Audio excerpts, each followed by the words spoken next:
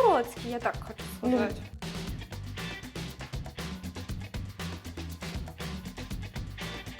Добавить водочки.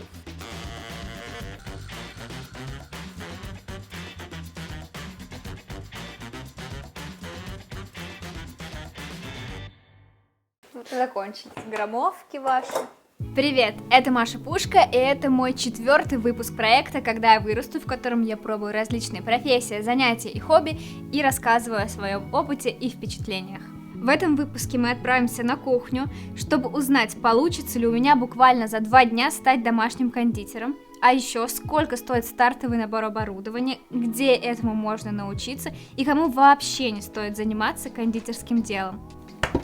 И по традиции обозначаем, с какого уровня мы стартуем. Что касается приготовления десертов и сладкой выпечки, на моем счету, пожалуй, только кекс в микроволновке за 5 минут и синнабоны на 14 февраля для Ильи года 3-4 назад. За помощью в их приготовлении я обращалась к своей подруге Элине. Она как-то угощала меня синнабонами собственного приготовления, и я спросила у нее рецепт. Вообще все, что она готовила на своей кухне, особенно сладкое, было очень вкусно. И это первая рекламная интеграция на моем канале, ее спонсор Элина Типаева. Элина Типаева ищет молодого, симпатичного, холостого мужчину. Особенно классно, если вы европеец и живете не в России. Писать по ссылке в шапке из зуба. Со временем Элина стала готовить не только для себя и друзей, а также делать тортики на заказ и стала носить гордое звание «домашний кондитер». В том, что Элина шарит, я уверена на 100%, потому что сама не раз вкушала ее десерты. Ну и снова о моей свадьбе, о нашей свадьбе с Ильей, торт на нее делала именно Элина, и посмотрите, какой получился красавчик. Мы решили сделать 2-дневный марафон и прямо так плотненько погрузиться в тему вместо 2-3 часов в день в течение целой недели. С утра до вечера мы замешивали крем, выпекали бисквиты, и с одной стороны это мне позволило прям так очень быстро погрузиться в тему, а с другой стороны у этого были свои побочные эффекты в виде усталости. Вы просто устали. Но давайте обо всем по порядку.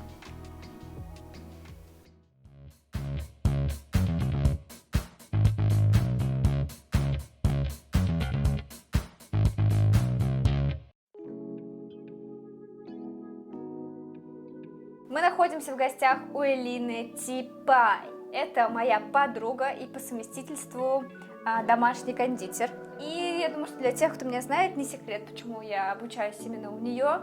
И именно здесь происходит эта вся магия, волшебство кулинарного кондитерского ремесла. Подхвати меня, как в прошлый раз было, не жди. Так как я ее знаю хорошо, а вы не очень, давайте с Элиной побеседуем, как она вообще докатилась до сладкой жизни такой. Докатилась. Ну, вот это ты будешь вырезать. Расскажи вообще, с чего все началось, откуда у тебя вообще все вот это дома появилось, как ты стала Это все печь? накапливалось на протяжении довольно долгого времени. Начала я печь вообще, интересоваться этим в классе, наверное, в 10-м, ну то есть довольно давно. Ну, да. Мой самый первый торт я делала весь день практически. Я прокляла все на свете, потому что это был Как ты думаешь, очень осталась тяжелый его долг. фотография? Да, это осталась эта фотография. И она появится вот здесь. Я даже пыталась заводить кулинарный блог, и вот сейчас здесь может появиться разные фотографии из этого кулинарного блога потрясающего качества. И вот так постепенно я поняла, что как бы мне просто нравится готовить, мне нравится печь. Все, я как раз их достану, и все.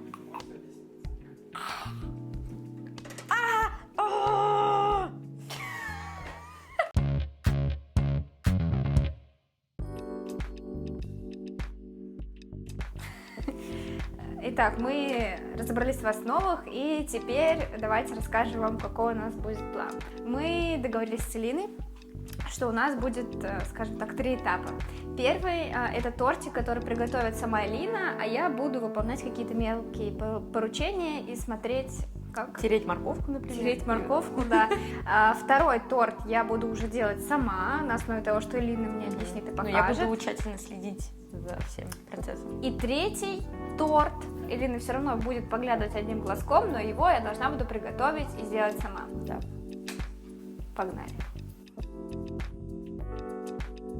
Я просто смотрю, что написано вплоть до, типа, там, 135 грамм, 225 грамм, типа, насколько важно соблюдать эту граммовку? Это важно соблюдать, потому что вот если, например, когда ты готовишь пасту или там мясо или еще что-то, ты один кабачок положишь, 2 кабачка положишь, типа, тебе по большому счету пофигу, оно все равно будет вкусно. А в кондитерстве и в таких вот всех, в тесте особенно, всегда важно соблюдать довольно точную рецептуру. Но я когда вижу такие рецепты, у меня уже все, у меня 1 стакан, это сколько вообще? Тебе даже так проще гораздо вешать в граммах. Просто нужны весы и все. Где здесь, есть ли здесь место творчеству вообще какому-то? Если все, мы знаем, сколько надо до того, 10-го, 5-го.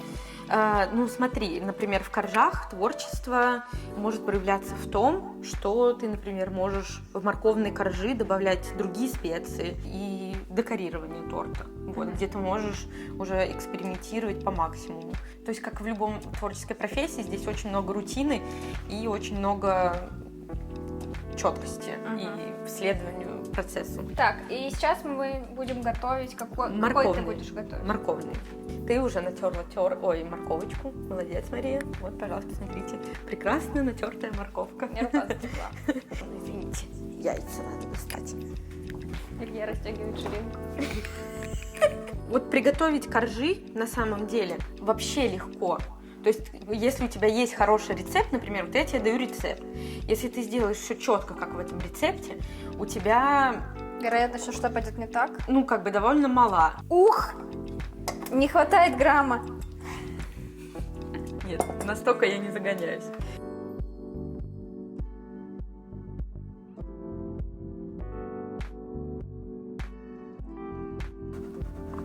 Реклама Макс. Надо им позвонить. Ароматы поняли. О! 11,3. А почему ты взяла 15? Потому что в целом 15. Помню. Она волнуется.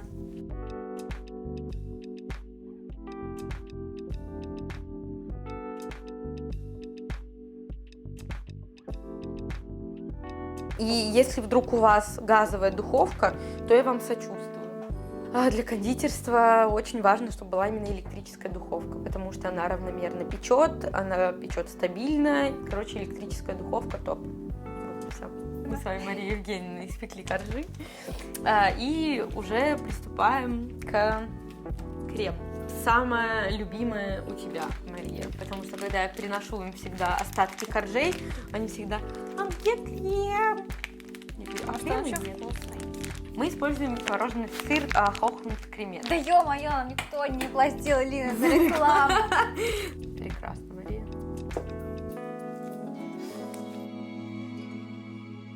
Сейчас будет магия.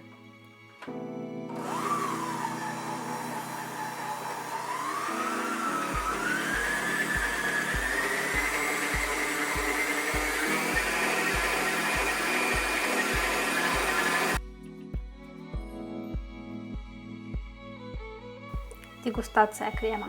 Я думаю, самая любимая пока. Кстати, не все кондитеры толстые. Это заблуждение. Есть очень много худых кондитеров. Например, не знаю кто. Мне кажется, если бы я работала кондитером, у меня бы были проблемы. А ты Мы что, сейчас на глаз? с Машей будем готовить карамель. Ну да, на глаз. Вот и все. Закончились. Граммовки ваши. Надо все время за ней следить. Ой, там красиво так. Сначала чуть-чуть прям вливаешь.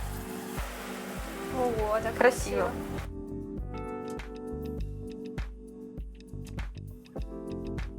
А у нас, если что, есть запасные коржи?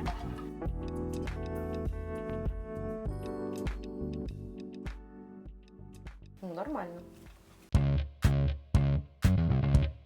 Есть такой блогер Энди Шеф. Я не, по-моему... Ничего не получается. И вот в какой-то день он выложил прям очень подробный гайд по тому, как красиво собрать и выровнять торт. И я такая думаю, сейчас как типа попробую научиться. И вот благодаря его гайду я начала практиковаться в этом и учиться именно делать красивые торты, не только вкусные. И вот так постепенно я тренировалась, смотрела много видео на ютубе бесплатные. Вообще в целом именно платных обучений я проходила только одно, называется Baker School. Вывод из этого каков? Что не обязательно на это тратить много денег, не обязательно обучаться именно у каких-то топовых кондитеров за очень дорогую стоимость, чтобы хотя бы начать. Для начала видео с ютубчика бесплатных, их достаточно вот на 100%. Наверное, именно момент, когда я поняла, что я могу попробовать это продать, был где-то, наверное, на втором курсе, когда я в универе училась. Мне кажется, это типичная история вообще, в принципе, для всех кондитеров. Вот сколько я историй читала, все типа пекут сначала для себя, для друзей, потом друзья просят им типа испечь куда-то, и вот так постепенно оно вот куда-то движется. Я, кстати, училась на экономическом факультете, то есть я работаю не по специальности, но зато благодаря своему универу я познакомилась вот с тобой, кто за камерой сейчас стоит, и вообще пришла к тому, что есть сейчас. Это, наверное, к вопросу о высшем образовании. Нужно ли оно? Я считаю, что нужно. Но не обязательно. Но не всегда это не обязательно, образование само по себе. Да, вообще универ это классно, мне кажется. Особенно наш. Каким он был? Я выбрал самый лучший вуз. Макс, давай. Это мы говорим о домашнем кондитере. А вот, например, коллеги, скажем так, по цеху, кто не то чтобы более серьезно планирует этим заниматься, а вот, например, кто работает в каких-то кондитерских или ресторанах, я так понимаю, что им обязательно иметь какое-то базовое образование, фундаментальное, и вообще какое оно бывает и где его можно получить, знаешь ли ты что-то об этом? Насколько я знаю, кондитерские, которые набирают кондитеров в штат, для них тоже в первую очередь важен именно опыт, ну и вообще то, что они умеют делать. Есть в Москве различные кондитерские школы, где ты прям долго, там по полгода можешь учиться. Нужно понимать, как бы для чего тебе это конкретно нужно. И есть ли у тебя, во-первых, на это средства, это довольно дорого стоит.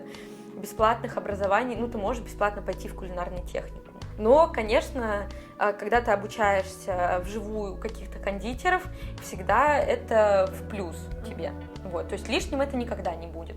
Мне бы тоже хотелось пройти там обучение у каких-то кондитеров, на кого я подписана, у кого есть свои курсы.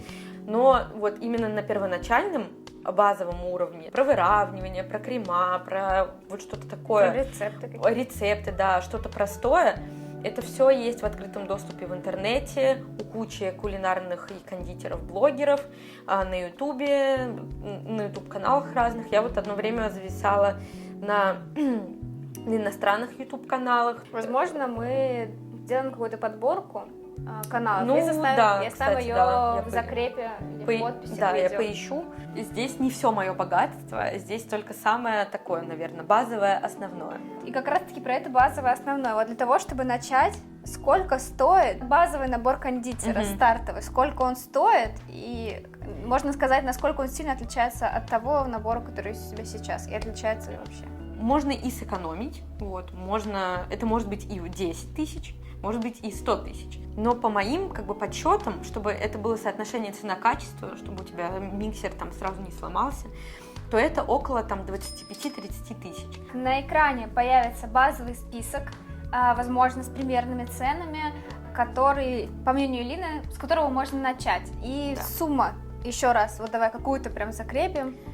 Давай скажем, что это будет 25 тысяч.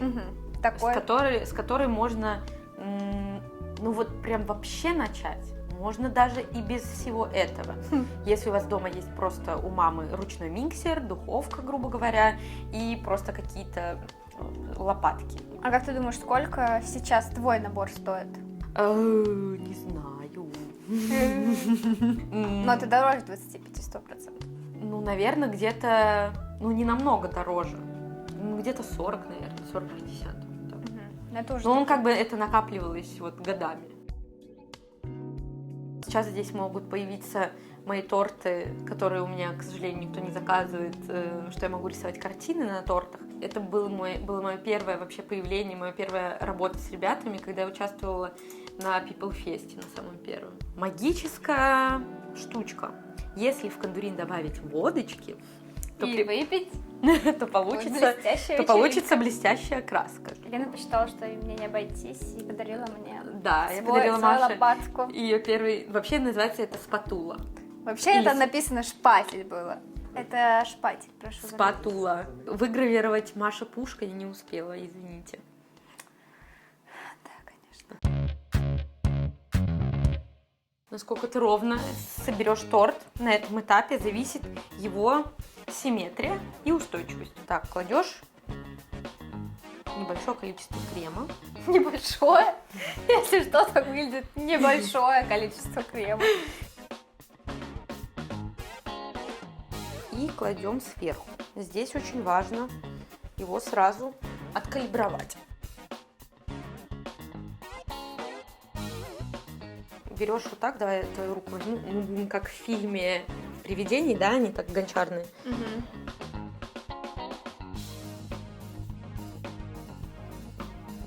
Она сейчас шмякнется. Все, ок. Наш тортик уже подморозился, и мы его можем уже обмазать. В общем, уже наступил вечер, как видите, нам пришлось Нам даже прислали фотографию, как наш свет виден. из соседней высотки или откуда. Я не знаю, это довольно...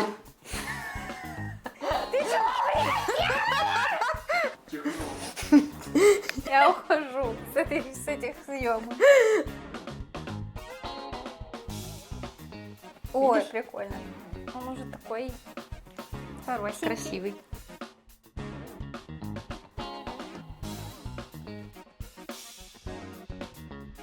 Ну, вообще все прекрасно, смотри, какой красавчик.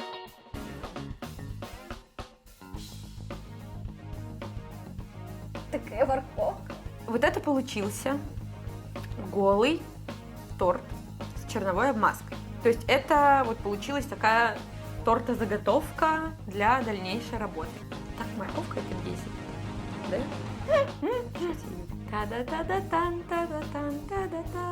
Собственно, мы сейчас приступаем к приготовлению второго торта. Уже самостоятельно буду делать все этапы, но под чутким Лининым присмотром.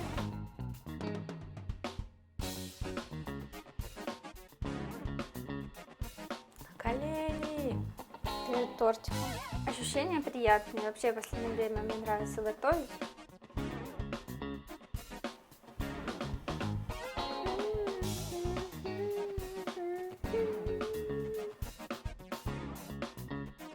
Молодец.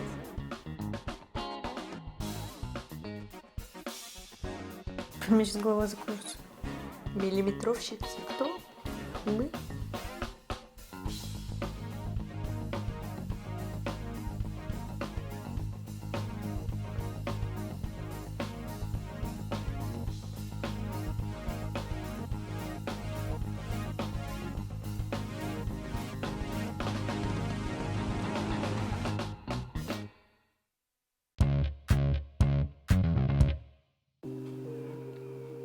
Пишем. В моем инстаграме мы устраивали розыгрыш одного из тортов, который я сделаю во время обучения. И сегодня мы подвели итоги этого розыгрыша. Этот тортик выиграла девушка по имени Татьяна, и у нее была возможность выбрать начинку этого торта. Она выбрала классический корж, который мы сейчас и будем готовить. Мы еще приготовим капкейки, заодно посмотрим, как же вообще они готовятся.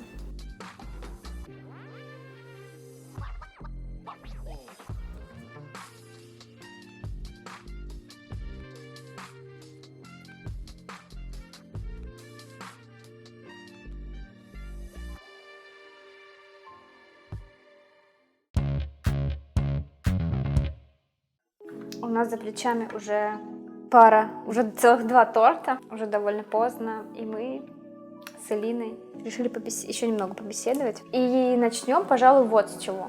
Как ты думаешь, кому не стоит работать кондитером?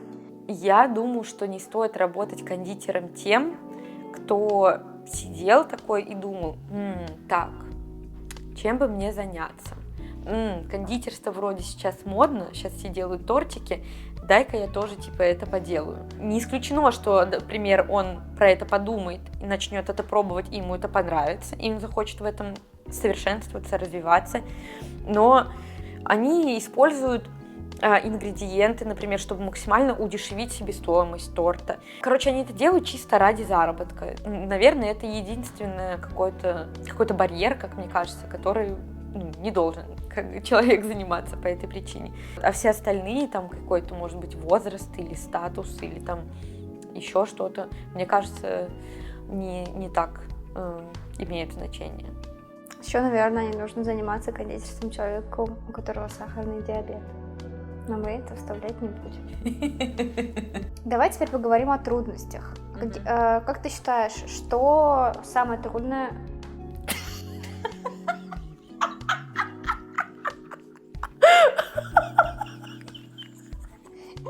Давайте сделаем вид, что это...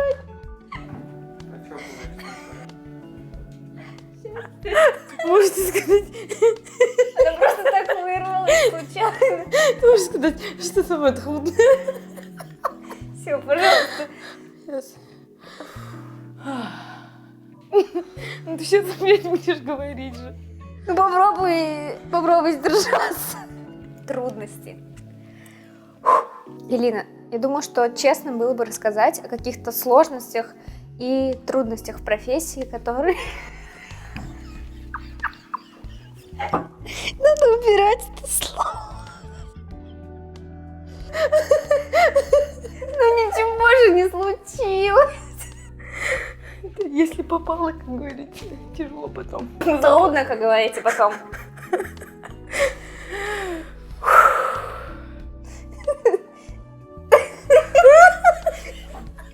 Все, Алин, пожалуйста, я хочу домой. Расскажи, как ты считаешь, что самое сложное в работе кондитера? И, может быть, ты поделишься какими-нибудь факапами, которые с тобой случались, какими-то историями неуспеха. У меня такие есть, поэтому мне есть что рассказать. Касаемо моего, скажем так, положения ситуации, что я домашний кондитер, и я работаю одна. Сложно совмещать все эти процессы, то есть я занимаюсь и закупкой, расчетами всеми, и, соответственно, приготовлением, работой с клиентом, прием заказов, то есть вот это все вместе, весь этот цикл заказа и приготовления торта, он как бы на мне. Мне надо все это успеть. Наверное, что меня больше всего, не то чтобы напрягает, а что мне меньше всего нравится, это что надо постоянно мыть посуду, потому что ее всегда очень много. Ты сегодня в этом убедилась. Когда очень большой объем работы, например, сразу там много заказов, то это, конечно, физически довольно тяжело, потому что ты весь день на ногах, и какой бы это ни был там творческий процесс, все равно это в основном рутина. Замесить тесто, поставить в духовку, помыть формы, все это по новой, по кругу, постоянно вот так. Это физически довольно, выматывающий труд, когда ты готовишь торт. Вот. Ну, а если говорить про какие-то... Просто ты еще говорила, по крайней мере, в личном общении, что ты всегда переживаешь за транспортировку. Да, транспортировка — это вообще боль, особенно в больших тортах ярусных, которые там на свадьбе или на юбилее. Даже у опытных кондитеров, тоже много раз это делают, они всегда каждый раз переживают. Что касается факапов, когда у меня все-таки не получилось его довести, и все-таки у всех кондитеров, я думаю, такое было, об этом многие и знаменитые кондитеры рассказывали свои истории, и у меня такое было один раз. Когда я везла свадебный торт, там много маленьких факторов сложилось вместе, и когда я приехала на место, я открываю коробку и понимаю, что у меня развалился свадебный торт. Ты понимаешь, что ты уже ничего не можешь сделать, потому что это 3 дня работы твоей. Повезло, что он развалился только с одной стороны, а с другой стороны был в целом более-менее. Но с другой стороны было мясо. Благо, таких ситуаций у меня больше не было, чтобы развалился торт. Вот Илья вез меня с вашим свадебным тортом, и я его просто достала. Илья, поворотик аккуратненько. Физически это тяжело, и психологически именно высокие торты — это стресс. Даже для опытных кондитеров все равно каждый раз им страшно, что что-то может произойти. Было достаточно много ошибок скажем так, внутри кухни моей. То есть я понимала, что совершила ошибку, и мне из-за этого пришлось снова идти в магазин за творожным сыром, например, чтобы замесить новый крем. Как горела у меня карамель, это как бы вообще отдельная история. Как здрасте. Сколько она раз у меня горела. Поэтому такие ошибки случаются регулярно. Не знаю, наверное, это нормально. Я тоже думаю, что это нормально.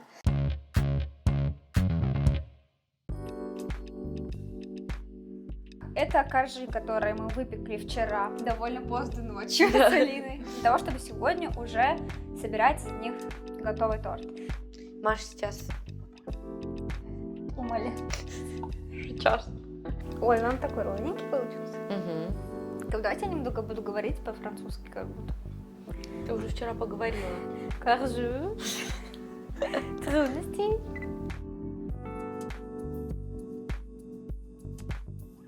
Убираю тортик в холодильник, чтобы он стабилизировался, пока займемся капкейками. Короче, вот наши капкейки, маффины. Вырезаем сердцевинку, чтобы наполнить их нашей начинкой.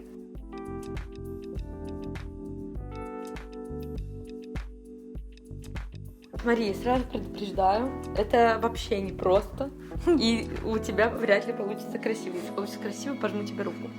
Равномерно давлю и по кругу кекса делаю 2 рядка. Вот так. Красиво. Красивенький. Сильнее дави.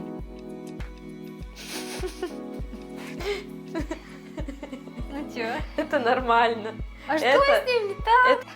Просто немного маленькая шапочка у него. Давай сравним. Нет, давайте не будем. Это мой. А чё? Ну он не уродский, я так хочу сказать. Как вы оцениваете? По 10 баллам. Я считаю, что для первого раза это абсолютно нормально. Дегенератиссимус Степаева. Вот они какие красивенькие. Ну смотри, какой он шикарный. Мы делаем первую, так сказать, обмазку торта черновую. Мы покрываем теперь еще одним слоем крема. Мы декорируем тортик наш. Акварельный декор. Акварельный размазня. Не останавливай доску. Хорошо. Хорошо, пошло.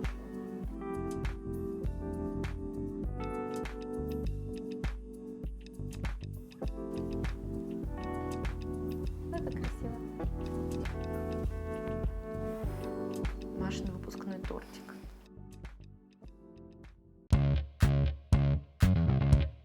Такой заключительный вопрос, в рамках нашей беседы, более философский. Что для тебя вообще сейчас это дело?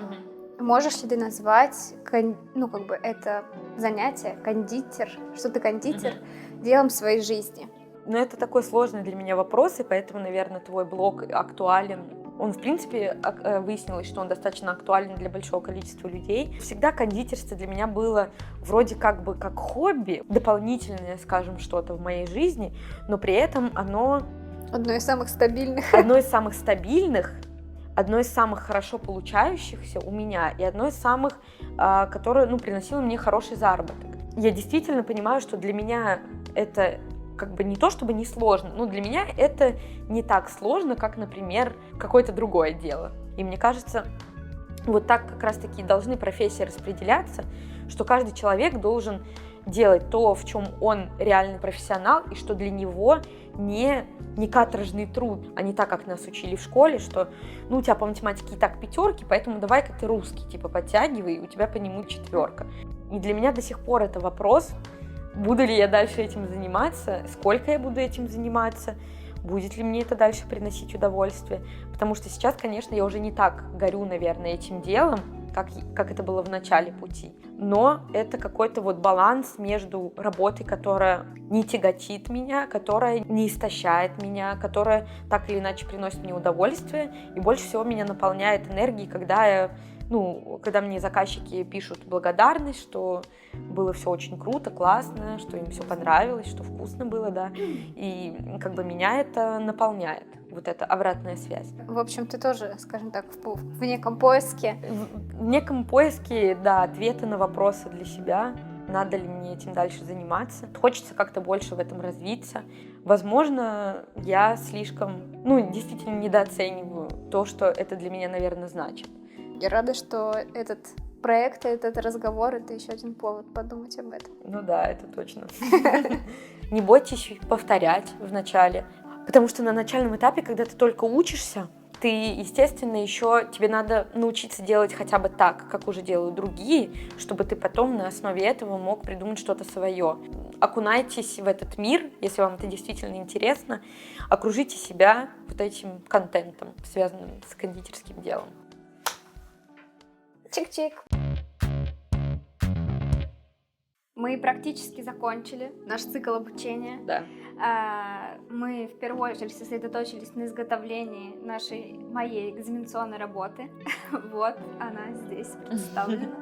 И это тортик, который мы делали вместе в самом начале, а это, скажем так, промежуточный тортик, который нам еще предстоит доделать. И капкейки, да, вот они такие малыши, прекрасные у нас получились. Маш, расскажи, как тебе вообще этот весь процесс? В целом, это, конечно, мне нравится, как это модное нынче слово, эстетика этого всего дела. Еще мне нравится, что ты как бы чувствуешь, что ты делаешь что-то. Созидаешь. Что, во-первых, другой человек порадуется, а во-вторых, что он это съест. Мне кажется, когда ты знаешь, что человек это съест, это как-то еще более волнительно. Каждый вот какой-то такой, даже это микро, скажем так, обучение, но все равно его можно экстраполировать на все остальное, в целом не бояться как-то смешивать ингредиенты, главное все изучить заранее. В любом случае, это был очень крутой уикенд. Да, это были очень крутые выходные.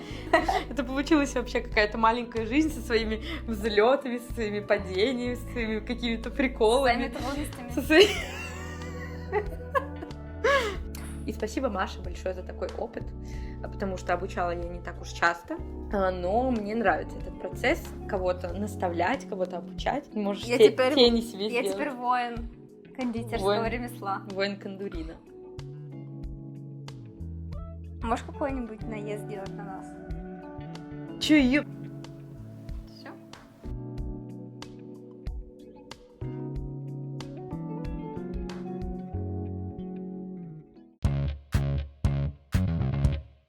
Вы видели, каким был первый и каким был последний тортик. А вот как выглядел торт номер 2. Он достался нашей подруге Юле, которая, как только я написала в свой инстаграм, что я буду учиться на кондитера, и объявила о розыгрыше, сказала: я не хочу уповать на судьбу, я могу любить любой тортик другой из вашего обучения, и таким образом он ей достался. Третий, как мы его называли, Третий, как мы его называли, зачетный торт, мы разыграли через Инстаграм, и достался он девушке Татьяне. Вообще, вы можете подписаться на мой Инстаграм, там я постоянно публикую какие-нибудь прикольные розыгрыши или акции в рамках своего проекта. И вообще веду каждый день сторис-дневник. Почему так сложно быть блогером? Теперь о моих впечатлениях. Во-первых, оказалось, что у меня слабый вестибулярный аппарат, что после того, как я склонялась над тортиком, чтобы его равнять, я поднимала голову, а комната продолжала крутиться против часовой стрелки какое-то время. Во-вторых, я наконец-то от души наелась крема, и оказалось, что он такой сытный, если вы просто есть ложками, что в целом довольно хорошо, потому что вообще-то скоро лето. Миша, все по новой. В целом, не очень сложно сделать вкусный, именно вкусный торт, зная хороший рецепт и технологию. Но, пожалуй, если ты делаешь это 1-2 раза в год на семейные праздники. А вот если твои тортики уже измеряются десятками штук, десятками килограммов, то тогда тебе уже понадобится специальное оборудование, отточенное мастерство и еще что-то третье, про что я забыла, а именно системный подход. То есть, уже надо к этому посерьезнее относиться. А вот чтобы сделать красиво, тут вам потребуется время, опыт и мастерство, чего мне как раз-таки не хватило, чтобы сделать торт вот прямо как с картинки. А еще потому, что мы немного торопились. После этого уикенда я получила такой прямо новый виток вдохновения на готовку. Я даже к приготовлению завтракам вот первые несколько дней подходила с таким особым подходом. Ну, просто ничего другого я больше и не готовлю. Ну что ж, этот выпуск подошел к концу. Спасибо за ваш просмотр. В следующих я попробую себя в роли керамиста и тату-мастера. В общем-то, что-нибудь интересненькое. А еще я, кстати, буду устраивать себе челлендж и тренироваться в вокале в течение 2 недель каждый день. Поэтому, чтобы не пропустить это, подписывайтесь на канал, ставьте лайки, рассказывайте своим друзьям, особенно тем, кто, например, хочет стать кондитером. Ну а с вами была Маша Пушка. До встречи в следующих видео.